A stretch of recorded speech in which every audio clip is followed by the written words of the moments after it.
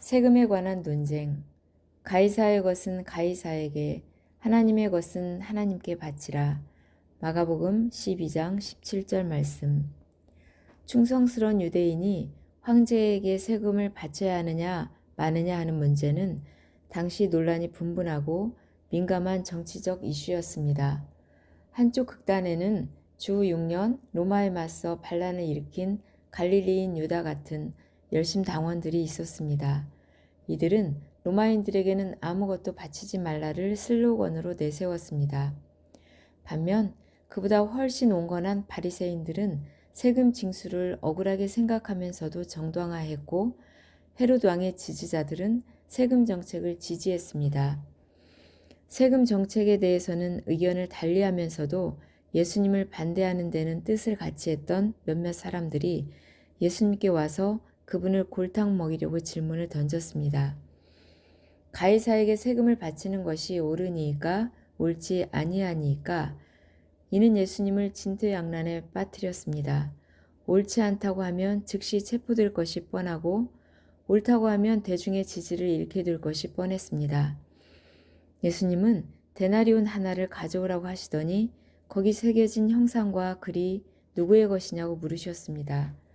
사람들은 가이사의 것이라고 답했습니다.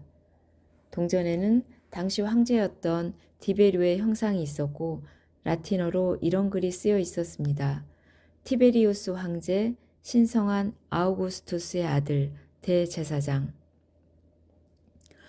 가이사의 것은 가이사에게, 하나님의 것은 하나님께 라는 예수님의 유명한 경구는 가이사의 것과 하나님의 것이라는 독립된 두 세계가 있다는 뜻이 아니었습니다.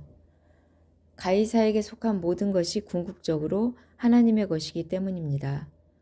오히려 예수님은 하나님의 백성은 가이사로 인한 혜택을 인정해야 한다고, 혹은 문자 그대로 빚을 갚는 것처럼 돌려줘야 한다고 말씀하고 계셨습니다. 로마 통치의 혜택, 즉 평화, 정의, 교육, 도로 등을 누리면서 그 대가로 아무것도 바치지 않을 수는 없었기 때문입니다. 그러나 가이사에 대한 충성에는 한계가 있었습니다.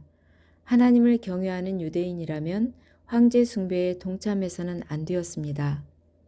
이렇듯 국가를 신격화하는 현상은 로마 제국에서 끝나지 않았습니다. 오늘날에도 좌파, 우파를 불문하고 무조건적인 충성을 요구하는 전체주의 정권들이 있습니다. 그리스도인들은 그런 충성을 거부해야 마땅합니다. 오늘날에도 하나님에 대한 충성을 타협하지 않고 옥에 갇혀 고문을 받고 강제 노동 수용소에서 죽음을 맞이하는 이들이 있습니다. 그리스도인들은 가이사의 것은 가이사에게 바치는 충성스러운 시민이지만 하나님의 것은 하나님께 바치며 오직 하나님만을 예배하기에 힘씁니다.